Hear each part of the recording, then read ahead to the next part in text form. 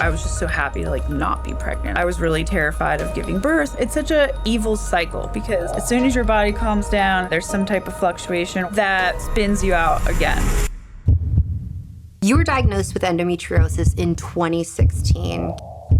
Through 29 years of struggling with endometriosis, not knowing it, multiple miscarriages, and being told you were just old. I just woke up one day in the worst pain possible. Every month it got significantly worse. The number one symptom is pain. But we know as high as 50% of cases of endo might be silent. Alaia Baldwin is a mother, model, and outspoken advocate for women living with endometriosis. Diagnosed in 2016, her personal journey through chronic illness has fueled her mission to break the silence and stigma surrounding this often misunderstood condition.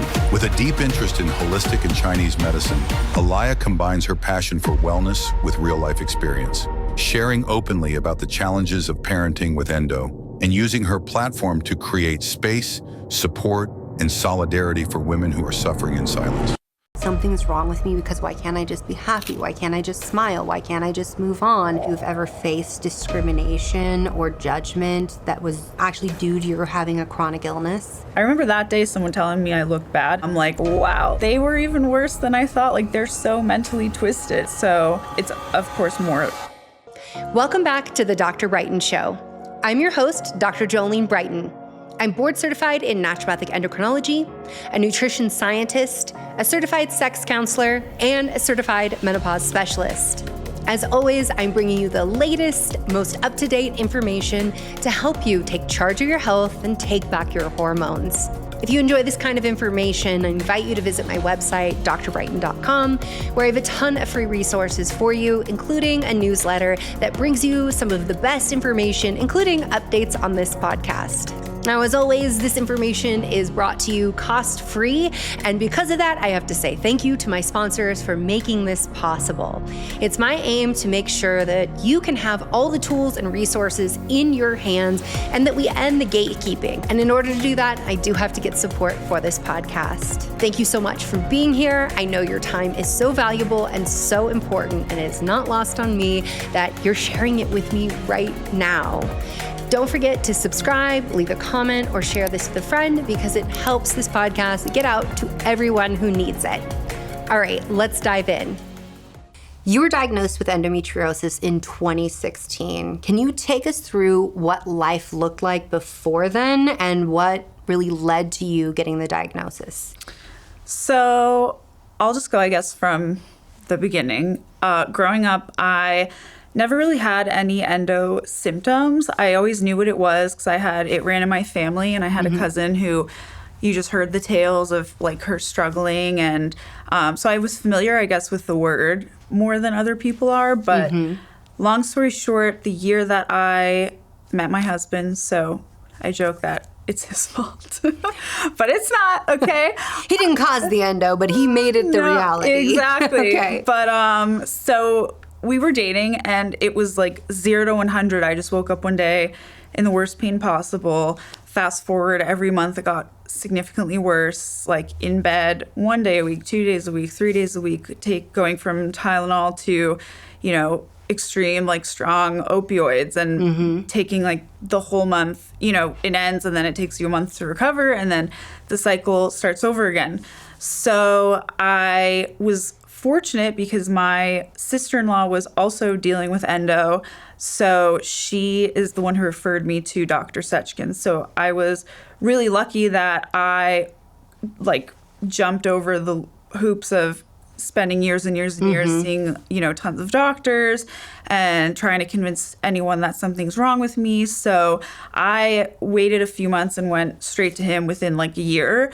So that was 2015, and then I think it was March 2016, I had my surgery, and it was me and my sister-in-law had it a week apart. So she went first, and then I went, and obviously she's someone that totally understands. So, yeah. Was it helpful to have someone going through the surgery at the same time as you? Yeah, definitely. And just having, somebody that close to me, we've always been close friends. So to talk about it, and obviously someone who gets it, because in my immediate group of friends, nobody, has it. So, yeah. That they know of. They're right. I that mean, they know that's the of. thing about endometriosis, right? Because the estimates have been like, 1 in 10. And now we're seeing the new research that says 1 in 7, which is not surprising because as we actually do research, we find these things that are rare are actually much more common than what we thought. You know, when it comes to endometriosis, there's a real classic picture people expect. Painful, heavy periods from the jump. Like, that's the way life always was. But it wasn't that way for you. How long did it take, so from the start of your period until you were like, okay, I'm starting to have pain? What did that look like? Was it, because you said like, the days started coming where it was like, I'm in so much pain, I'm spending days in bed. But did you have things like fatigue or joint pain or brain fog, some of these other symptoms that are less associated with endo, but absolutely a picture of endo? Honestly, not really. Okay. Earlier, the year before that, I started getting sick a lot, but I needed sinus surgery. So I think that was kind of genuinely separate. It really just was like all at once, out of nowhere. So looking back into being a teenager, I think there were a couple of trickling symptoms. I mean, not debilitating at all, but I always struggled with like really bad constipation. I would definitely get really tired during my period, but not enough to ever stop me from, like, I like danced every day, went to school, like it never was a problem. I was just completely normal. And then it just, really flipped quickly. Well, and the resiliency of the teenage body is like when you think about what we could handle when we were a teenager, right? You can go on like 4 hours of sleep and you're still going. I think about it all the time. But the constipation, I mean, that can definitely be a sign of endo. And it's so interesting because irritable bowel syndrome is often a diagnosis we see in our community that women get, only to find out sometimes decades later that it was never IBS. It was actually a sign of endometriosis. For you, there were no real barriers of going, like, did you ever talk to any doctors about what was going on and feel dismissed? Or was it because you already knew somebody who kind of was like, hey, I'm in this club, you might be too, let me help you? Yeah, I was just in the club really quickly and, didn't have to go through that side, I guess, of the struggle. At other points, I had been dismissed by doctors. So with the sinus thing, later on with getting diagnosed with PCOS. So I had, I guess, advocated for myself before, but again, I went straight to one of the best people. So I was really fortunate. But my, other people I know, or my sister-in-law, it had been at least a few years of finding somebody that would hear them out. So first it was endometriosis, then the PCOS diagnosis? Yeah. What made you suspect PCOS or that something was off? So I think it was after my wedding. So the year before my wedding. So fall of 2016. So we have surgery in the spring. And then around August, I remember, I can't put my finger on it, but I started to just feel like weird. And over the course of the next few months, literally just my face swelled up like a balloon.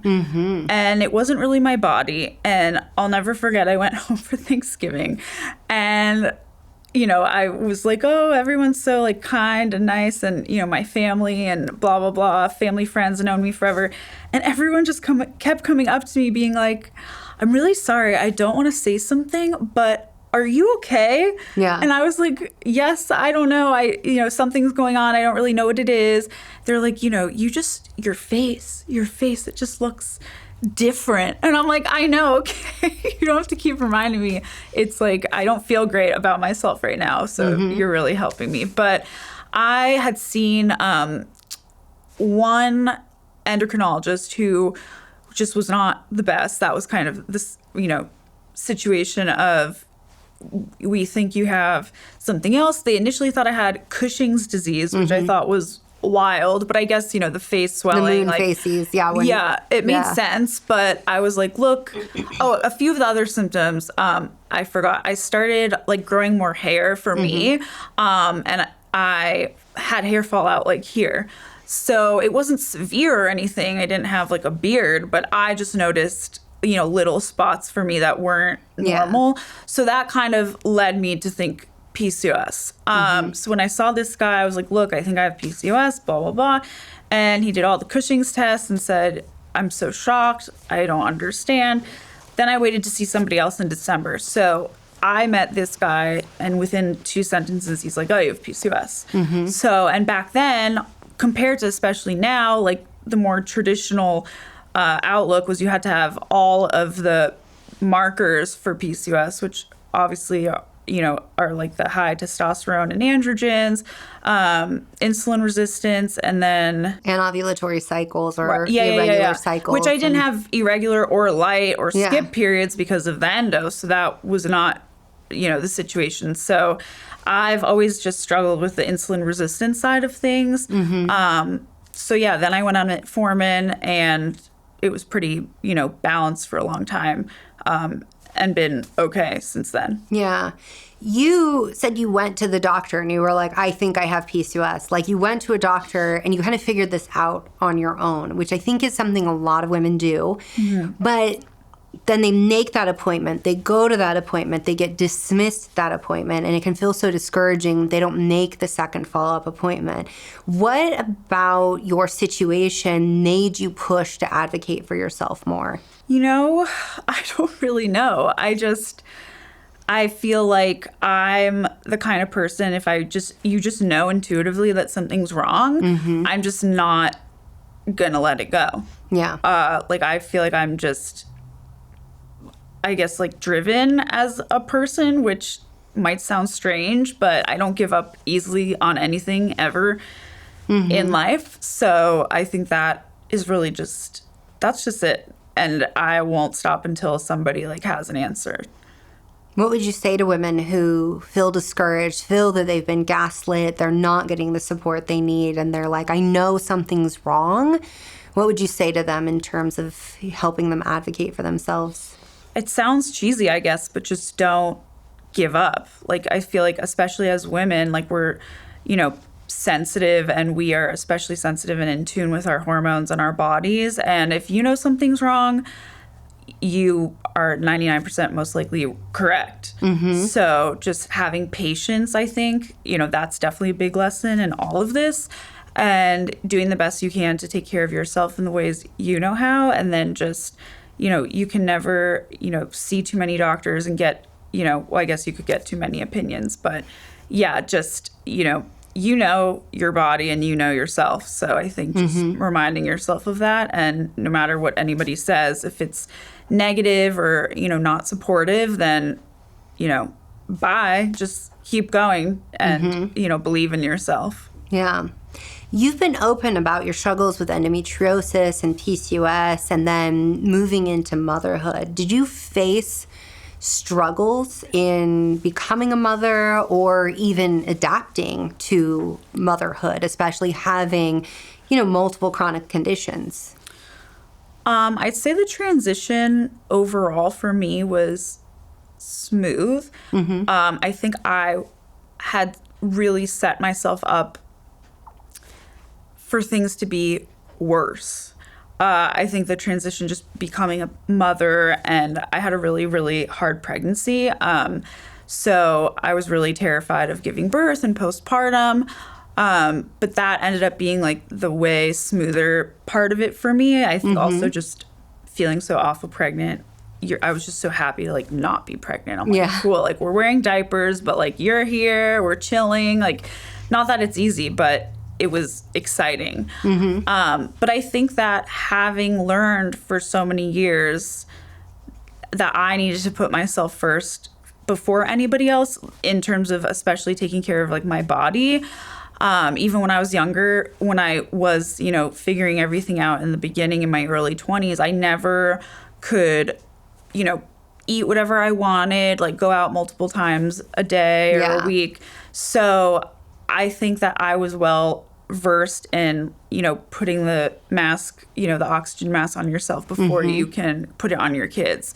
So I think that mindset has always, not that I'm perfect, of course, don't always do that, but having to be patient and remind myself, you can't help anybody else if you don't help yourself first. Yeah. The hardest transition has been not feeling well, obviously, and not feeling well in parenting, that has been, definitely the hardest. And especially, you're not feeling well and, you're in tons of pain, which is hard enough, but then worrying about somebody else and keeping them alive and making sure they're happy and having like no pressure, right? Yeah, no pressure. And, having FOMO, like they're doing something so simple, like they want to go to the park, they want to watch a movie, they want to do this. And it's the moments that you can't be there that you wish you could just be doing the simplest thing together and not missing out on anything. And on top of that, feeling awful. Yeah. So that's been number one. How do you reconcile that? And how do you manage those feelings? Because I think there's a lot of women that resonate with that. I certainly, I didn't even realize how much I had slowed down, how much time I was resting instead of being with my children until after my excision surgery for endometriosis, and how my energy came back. And I look back and I'm like, I missed some serious time there. That's, I think, in no way unique for anybody who's living with endometriosis, polycystic ovarian syndrome, some of these conditions. How do you reconcile that feeling and also being present and feeling like I am getting time with my children?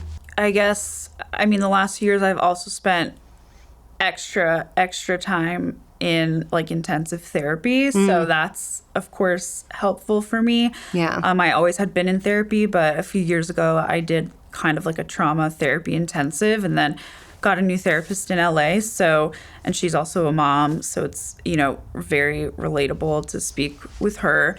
Otherwise, I just have to kind of, punch myself in the brain. Like, there always will be more opportunities for you after you feel better to make up for lost time. Yeah. Well, something that comes to mind is mom guilt. Like, we feel very guilty as moms when we're not showing up 1,000%. It's not 100%, it's like 1,000% for our children. Yeah. Do you ever have those feelings, or have you been able, because it sounds like you're very grounded in the, if I don't care for myself, I'm not going to be able to show up for anyone else. No, I definitely still feel guilty. I feel guilty all the time. Maybe not in the sense that a lot of other parents do, because I do have to ground myself and remind myself of, keeping steady and remembering that there's a light at the end of the tunnel. Like, you will feel better. Where I do feel I have mom guilt and can relate to that is with, number one would be chronic fatigue. I feel like, and a lot of people, I had my daughter and I was 27, and a lot of people look at me and say, oh, you're so young, you have so much energy, it's so much easier when you're young, recovery is better, you have all this energy to run around with your toddlers, have all your kids young. And I'd say that's the most frustrating comment for me, because since my early 20s, I have never felt like I had a lot of energy, and now it's, definitely less than it ever was. Yeah. So I feel like the struggle of keeping up and, not just having, not being extremely fatigued, but just feeling like I can go a extended period of time, whether that's 1 week, weeks, months, of just feeling like I'm not struggling to get out of bed every day. I'd say that is a lot of the guilt comes from that part of it, because most of my friends haven't had kids yet. The people in my mom group are definitely, a couple or many years older than I am. We all talk about, being tired all the time. But I think anybody dealing with chronic illness, you are definitely, a different, on a different wave and under a different layer of fatigue. Yeah, I definitely agree. The idea of endometriosis, and I say it's an idea because it's not the reality that most of us live with, is that the number one symptom is pain. And in reality, pain is often present. But we know, as high as 50% of cases of endo might be silent. Like, we don't, we're spending $2 per endometriosis patient per year on research. We're nowhere near actually understanding this disease. But as I've experienced, and I've talked to so many women about it, anxiety and fatigue are really some of the most universal symptoms that we're all experiencing. And it might be that you're having period pain, or maybe you're having ovulation pain, or maybe you're having pain with your bowel movements, maybe you're having pain with sex, or maybe you're just having this like low grade pelvic something, and you would never quantify it as pain. But the fatigue is the thing that we all feel. And because you're living, so if people are not aware, because endometriosis, PCOS, they're always like, those are just lady part problems. They're just like relegated to like your uterus, your ovaries, and everything's working right. And in reality, these are full body systemic conditions. So endometriosis, you have inflammation everywhere. If you have the flu, how do you feel? Icky, tired, run down, cranky. It's almost as if you're just living with the flu all the time and how your immune system's activated. For you, it's that double fold too, because we also know with PCOS, there's a lot of fatigue that comes with having PCOS as well. And that is the complex metabolic endocrine issue going on. So I'm like, I feel for you, because it's like, there's two conditions that are highly inflammatory. Then there's this other one messing with your metabolic system. So your ability to actually take in sugar, utilize it for energy. And I don't think that we hold enough space for that, because people can be quite cruel. And I wonder, because you're more in the public eye, I feel like you're more in the public eye than me, the perception of like, well, why'd you even bother having kids is sometimes what people will say. I've had that as I share some things about my story. Well, if it's so hard and you're so ungrateful, why'd you bother having kids? And I'm like, I can love my kids and want to be a mom and also say, this is really hard. Yeah. Yeah, 100%. I agree with all of that. And I'd say specifically what you said about, dealing with like inflammation all the time. I've always felt, I guess before, the diagnosis and years before that, like I always have gotten so bloated. And it's not just like, oh, my stomach's bloated, like I ate too much, just a full body ache and like almost like a heat. Yeah. In your joints and everywhere. So yeah, when I found out I had PCOS, and then what especially helped was the metformin. For me, like diet is a huge thing. I don't like to say like I'm on a diet, because I'm not. Yeah. But growing up, my mom, we always have a huge garden, and it was all about like eating great, like hearty food, but like organic. So of course, all of that is beyond important. For the inflammation for sure. And the last year and a half I've gotten, which I can't believe I'm even saying this because I said I never would, but I've gotten super into cold plunging. Oh yeah? Yes. Okay. And it has literally changed my life. Yeah. With the inflammation and, all the physical aspects of things, but also with mental health. And before you mentioned like anxiety and dealing with all of this. And that's of course like so intertwined, and your nervous system is just shot. So yeah, I've always struggled with that, and the hormonal cycle making that worse. And I've always had severe anxiety, I would say. As soon as your body calms down, as soon as your mind starts to calm down, then there's some type of fluctuation or life event or just anything that spins you out again. So yeah. It's so interesting you saying cold plunging has helped you so much. I think a lot about, so in my journey with endometriosis, excruciating, painful periods, did that, got on the pill. I did that for 3 years, finally was like, okay, I'm giving in, take the pill.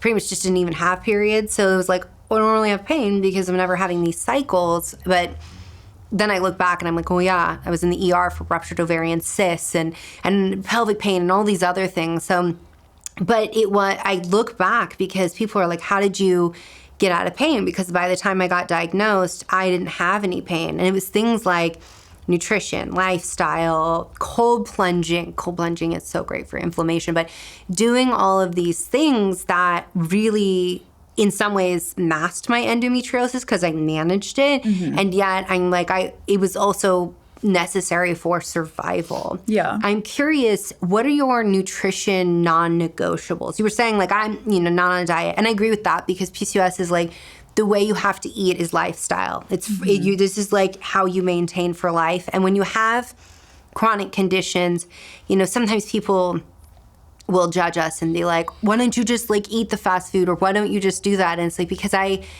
I'm metabolically more sensitive. I get less leadway than the average person because my body will flare and put me in check. Like you were talking about the bloating. I'm like, first time I had endo belly, I was like, this is horrific. Like I had patience with it, and I was like, that's hard. I can understand that. I empathize. But when I went through it myself, I'm just like, this isn't hard. This is debilitating. So I think the audience would be interested to hear, like, what are the nutrition non-negotiables for you?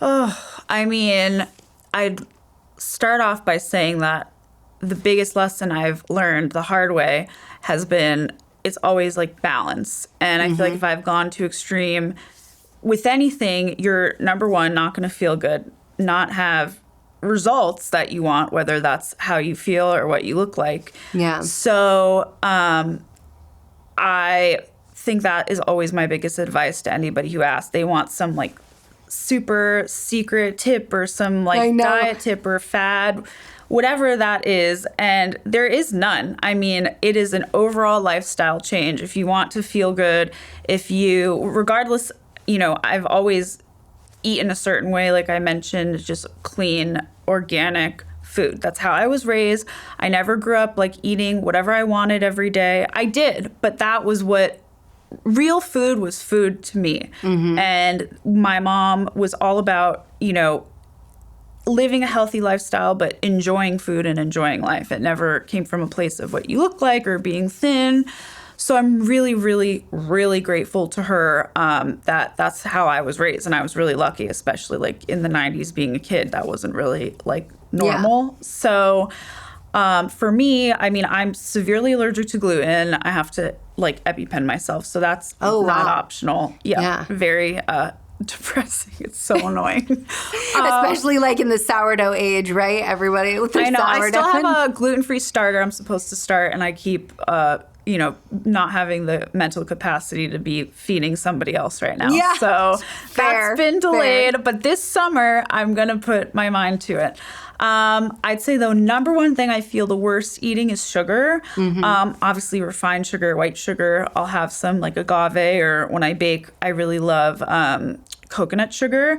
But just white sugar is pretty much my non-negotiable. If I eat especially something like candy, compared to maybe like a baked good or something with kind of more ingredients in it, since I was a teenager, like I will break out within 24 hours, like get pimples, and I don't really have oily skin, feel really inflamed, feel tired. If I eat sugar really more than maybe 2 days in a row, like when I was a teenager on Halloween, if I would eat my Halloween candy for that many days after, I would get a cold. Like my body just like shuts down. And now, it's even more sensitive to that. But again, looking back on like recognizing symptoms when I was younger, I think way more than my friends or anybody I knew at a young age feeling that sensitivity to sugar.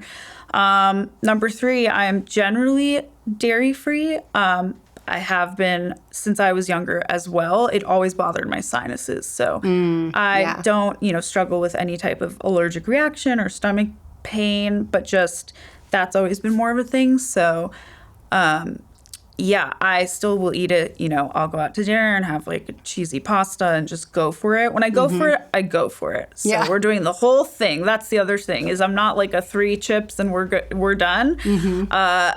When you're going to live your life and like sit down and enjoy your food, I think that you should.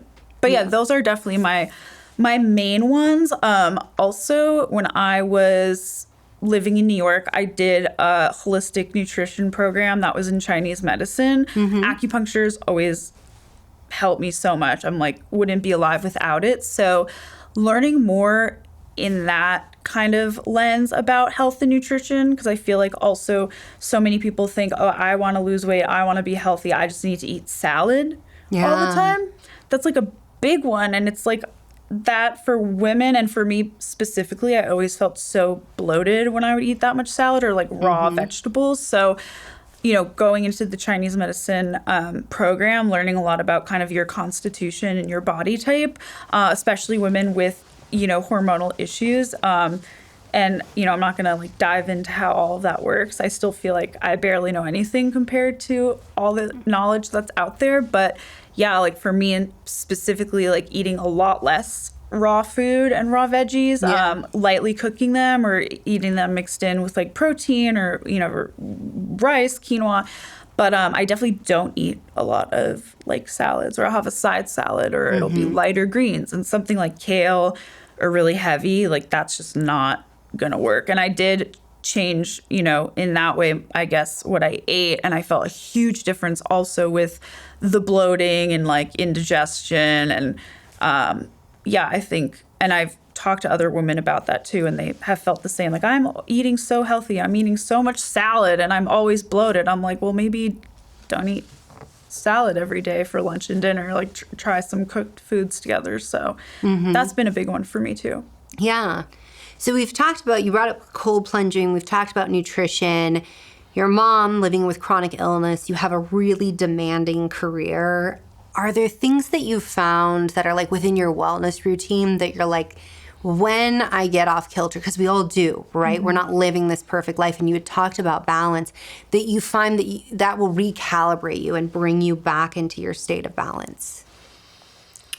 I mean, I think my body says that to me before my mind does. Isn't that the truth? Yeah. Like, I feel like I'm like, why am I so stubborn? Why don't I listen sooner? Yeah, exactly. You're like, oh, here we go again.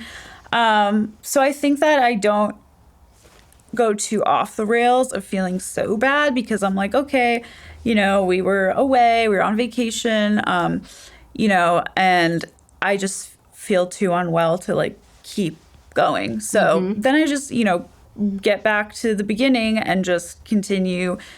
You know, I like to say eating clean again. I don't like saying like diet or words like that, because it's like so much more than that in lifestyle. But I think, you know, learning to get a deep sense of like healing with food. If I'm feeling really off, I'd say that's what I focused on. So for me, that could be things like a lot of soups, bone broth, those kind of things, instead of thinking in terms of like salad and smoothies. So just kind of things that are good for your gut, which we're all like learning more about, especially these last few years, which has been great. And kind of nourishing foods. That's the word I was looking for. So if I'm just feeling off, like I'll make my own soup with bone broth and just like some good sea salt, and kind of, you know, thinking about it like almost like if you were sick, like with the cold, and just eating like chicken soup and good broth and tea. I'd say that is what I focus on if I'm feeling off. I want to ask you a question, because I think this is something women really struggle with. So, and I think you are in a particularly high pressure arena in this. So you've modeled for some really iconic brands.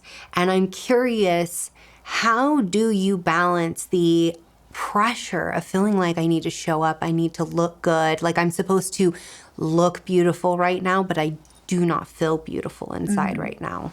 That's a good one. I'd say from the beginning of starting in this industry, I've had to learn that lesson really quickly. The overall idea of just comparing yourself to other people and needing to show up and look your best. At the end of the day, there will always be somebody who you feel is, you know, prettier, taller, shorter, thinner, whatever that is for you, but particularly I'd say thin in modeling. At the end of the day, it's so out of your control, and you could look, you know, the most amazing and feel your best, look your best, be the most gorgeous person that has ever walked the face of the earth, and still not get the job, and still be surrounded by more, you know, amazing looking, you know, women. And I think staying confident and true to like your personality is way more important. And I'd say dealing with, you know, not feeling well is definitely really hard, but at the end of the day, you can't control any of it. So just doing the things, you know, to feel stronger and healthier. And, you know, if I had a job, like preparing by like resting more before the job, you know, definitely not like going out, which I never have a lot, but, you know, simple things like that. But there's definitely been times, you know, at the end of the day, I can't control as, you know, well as other women can, I guess, what they look like because of feeling really bloated or dealing with your period. So yeah, again, just like resting, you know, I love to sauna and, you know, staying, you know, even keeled in your mind, I guess, and not letting it get to you so much. And just honestly, like remembering what's important, like at the end of the day, this is such like a vapid, you know, job. And, you know, it's really cool and you get to experience, you know, new places and new people, but you really, really can't take it personally, because if you did, you'll just, you know, like quit in 24 hours. Like it's so cutthroat. So just, you know, I have my family, I have my husband, and, you know, I, you know, have my health, even though I kind of don't, but I do. And we're lucky to be alive and breathing every day, and just keeping a mindset like that, reminding yourself of, you know, staying grounded. I think that's what's kept me going, because if you got so caught up in comments about you, and especially what you look like, it's just, you'll drive yourself absolutely insane. Do you feel like within the modeling industry you've ever faced discrimination or judgment that was actually due to your having a chronic illness? I feel I have, you know, not as much maybe on a job, but maybe with an agent or agencies, not being understanding, like if I wasn't feeling well. I mean, I don't think I've ever missed anything for not feeling well, because I've, you know, had times I didn't feel great, but I wouldn't say I've had a horrible flare, luckily, like the day of a job or something like that. But yeah, definitely I'd say more like the people that are booking you jobs or the people you work with on a daily basis. I felt super judged, particularly with what I looked like, you know, which looking back, you know, especially before, you know, going through pregnancy and postpartum, I'm like, I remember that day someone telling me I looked bad, and I looked great. And they are so screwed up to have said that to me. And I knew that in the moment, like, you know, keeping myself grounded, but especially after going through, you know, pregnancy and like gaining a lot of weight and losing it, like, wow, like they were even worse than I thought. Like they're so mentally twisted, and this industry is so twisted. So yeah, I'd say it's of course more, you know, looks and performance based judgment. Yeah, because I would imagine, you know, as we were talking about with the endo bloating, if people listening have never experienced that, I mean, I put a photo online of my abdomen when it bloated, and I looked like a good 4 or 5 months pregnant. Oh, yeah. It was huge bloating. And the awful men exist everywhere, but not all men are awful. Came into my comments and were like, oh my God, you're obese. You're a heifer. I can't believe that, like, you're in health. Like, how can you be a doctor when you're... And I'm like, oh my God, that's awful. This is bloating. This is inflammation. And, like, I have a chronic disease. And so that's, you know, having my own experience with that, I'm like, I can only imagine being in the modeling industry where, you know, women will be rail thin and still be told like, oh, you're completely fat, and you're having all these problems with your body. And to be in a situation where you have, you know, there's the PCOS component of hair growth and metabolically where weight wants to be stored. And then there's also the endometriosis. And you've talked about the bloating several times. And like, I could just imagine, you know, on my like, my days with like bloating, I'm like, I'm in a muumuu. Like I can't even have clothes on me. It's so uncomfortable. So it's something that, you know, I really wonder within that industry, like how much we're holding space for women with chronic illness. It's unsurprising that they're not. I am curious, you mentioned you have family members with endometriosis. I know that you've had family members struggling with mental illness that you've been public about. Do you feel like you get a lot of support from your family because they know it so well? Mm-hmm. Yeah, definitely. 100%. And especially my husband, I mean, you know, when I first was diagnosed, you know, I was already out of the house. So I think that at first my parents, you know, they understood and are super hands-on and caring, and my mom's super maternal. But like you said, until you experience it or at least see it firsthand, it's harder to understand. So I felt like, you know, over time, you know, they started to catch on to it more. But my husband, of course, is there all day, every day. He's like a professional nurse, I always say at this point. Yeah. So, you know, he's been my number one, just also by, you know, being there, a part of it, you know, 24 hours a day. But yeah, for sure. And having my husband's family and sister-in-law, and, you know, that's been like the biggest person I've bonded with over all of this stuff. But yeah, I feel super supportive and supported and super lucky that I have, you know, family who understand and are, there. Mm-hmm. And also for them, growing up, like my parents always being, relatively healthy, and especially dancing, like we, really danced a lot growing up, for fun, but just super active, and seeing me not, I guess, be active, like that's been a really big one, because I love, exercising and, working out, and I used to dance like hours a day. So that was kind of a, for them, like a big point of, okay, wow, that's kind of crazy that she can't just like go do that whenever she wants to. Yeah. You come from a very public family, and yet you have really carved out your own distinct path, not just like in a modeling career, but you've become this health advocate that's really helping women recognize that they need to advocate for themselves. I'm curious, like, what did it look like in finding your own voice and stepping into that? As soon as I started dealing with all of this, crazy hormonal stuff, so many people, maybe I did one Instagram post and I was, very confident in doing that. Like, cool, I know so many people out there are dealing with this. And the amount of messages I got of people, saying, thank you so much for saying something, nobody ever does. Like, I'm the only person I know that struggles with this. And, you're so... People, always say, like, you're so brave and that's so amazing. I wish I could be more like that.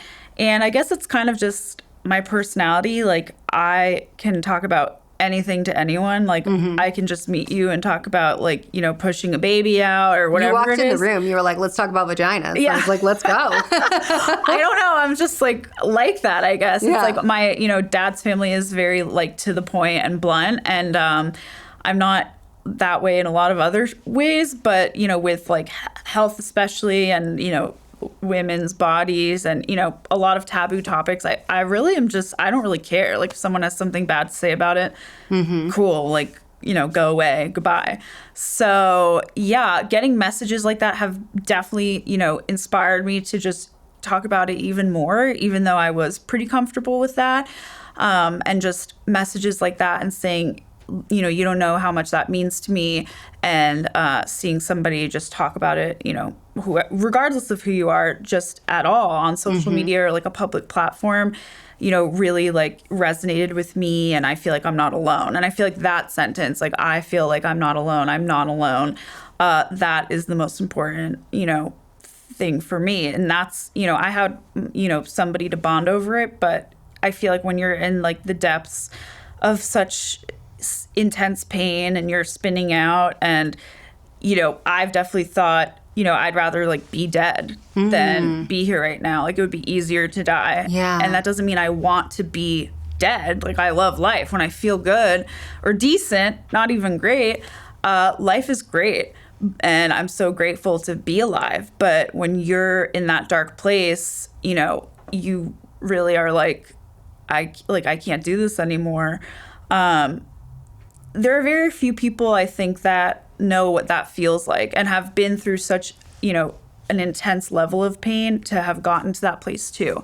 So when I read those messages and people also say things like that, it really like makes my day, to feel like over the internet, which is so weird to me. I'm not, somebody that, gets out of my, group of friends, I guess, on social media and connecting with people. But talking about that, I'll talk to anybody any day. So I try my best to, check all my messages and respond, which I'm not always getting to all of them. But if I could just post something or send one message to somebody and that makes them feel less alone, that's been kind of like the driving force for me to keep talking about it and being open. So You've brought up several times your own struggles with mental health issues. I know you've supported family members who've struggled through the same.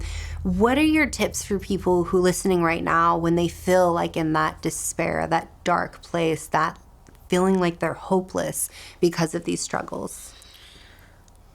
I think what I always go back to is that it will end. Like, the pain will end, whether that's like emotionally or physically. It's not going to last forever. And, there are things that, if you're super depressed, lifestyle changes, therapy that you can do to come that. But that doesn't mean it's just going to be gone forever. So even doing all of those things, like I still have bad days. And I think just reminding yourself this is just a pocket of time, that the mental or physical pain are going to be here. And I think for me, the biggest lesson with all that I've learned in the last few years is accepting that you're uncomfortable and accepting that you're in pain, accepting that you are feeling, sad, depressed, anxious, and kind of allowing your mind and body to ride that wave instead of trying to like turn it off and distract yourself and just like, oh, I'm going to do this and just ignore those feelings. That has been kind of like a life-changing, I guess, strategy for me. Like, it's okay to not be okay and to allow yourself to feel that. And then in the end, I feel like that helps you to process it, almost faster. And then when you're kind of over the hump, you've kind of more so let it go. But yeah, that's been what I tell myself. It's okay to not be okay. I think that's such a powerful statement, because I think we often don't want to sit with discomfort. And I think we can also feel and get into a spiral of like, something's wrong with me, because why can't I just be happy? Why can't I just smile? Why can't I just move on? And giving yourself that presence to say it's okay to not be okay, and to be with that can be really powerful. I'm curious, through this journey of dealing with chronic illness, what have you learned in terms of building support systems and then maybe also setting boundaries? Ooh, boundaries. That's a good one. I've learned a lot.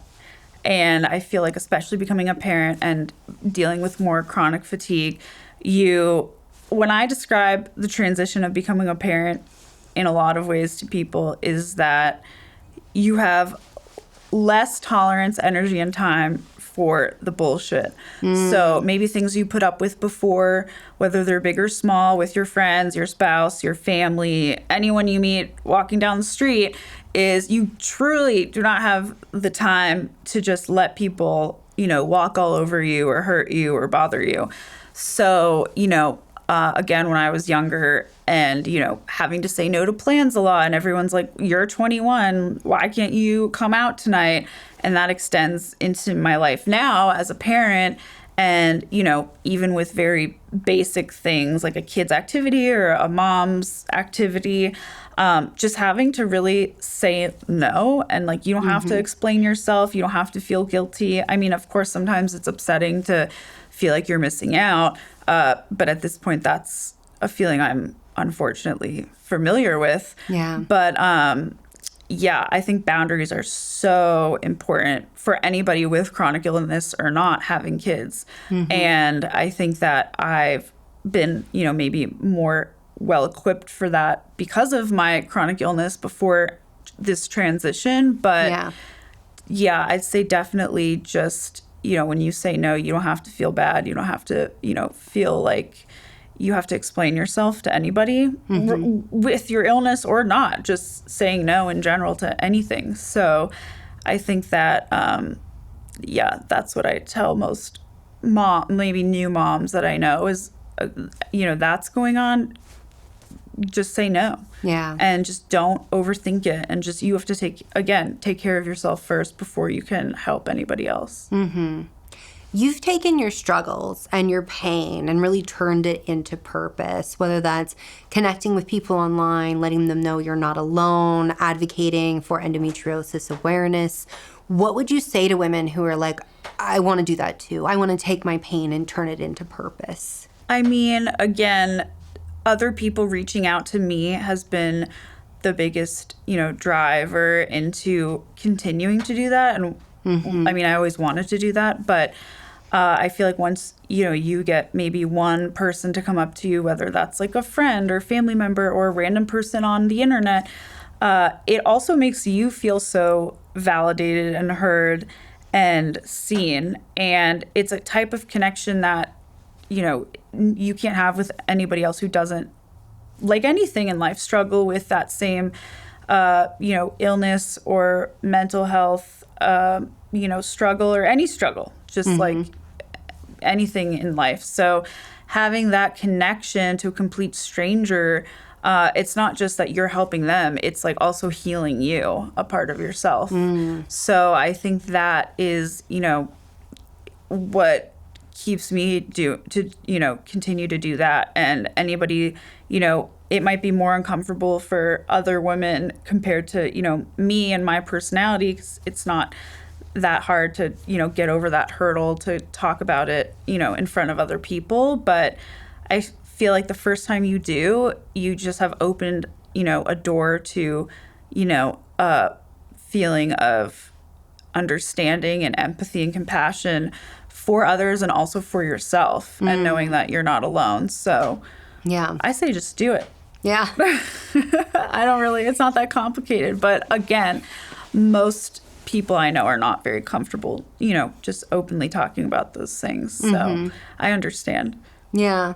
Well, I think it's one thing that you've said multiple times, and it's so true within this community, is not feeling alone. And I think that's such the power of social media, and why we're seeing much more change and also backlash on medicine is because for years we've been one-off gaslit in office, isolated, alone. We started talking about our struggles on social media. We started connecting with one another. It's something that through 29 years of struggling with endometriosis, not knowing it, multiple miscarriages, and being told, like, you were just old. That's like your whole problem is you're old. That's why you're having miscarriages. Like, I have taken that struggle, and I'm like, never will I ever let another woman struggle in that way. If I am part of her life, I'm going to talk about this. I'm going to make sure that they're aware of it. And I feel like we're seeing so many other women. This is where people are like, I had someone tell me, like, oh, you should deal with, like, that medical rage you have, like that anger you have. And I'm like, I am. I'm taking all of that rage and that anger of what was said to me when I was 14, and I'm channeling it into my work now to be like, if I can prevent just one woman from having to struggle in that way, like, that's what I want to do. I'm curious, looking back at your younger self, like, your mom now, like, you've had time to, work with your health. You've had time to grow and mature. What would you look back and say to your younger self that you wish you would have known then? I think I would say to definitely judge yourself less. As much as I thought I wasn't at the time, I definitely was. Yeah. Also the guilt, how it's translated into mom guilt now, but before, guilt of, not making it to things, not, being there for everything all the time for your friends and family, definitely giving myself more grace and time and patience and less judgment, because I thought at the time I wasn't doing that, but I so was. So yeah, giving yourself the space again to be okay with not being okay, instead of just spiraling in your head about all the things you're missing or could be doing or aren't getting done. That's definitely what I would say. Especially, I'd say giving myself more grace. Beautiful. Yeah. Well, thank you so much for sitting down. Thank you. For being so honest and open with your story, and for advocating for those who maybe aren't in a place to advocate for themselves right now. Thank you. It's the least I can do. I hope you enjoyed this episode. If this is the kind of content you're into, then I highly recommend checking out this.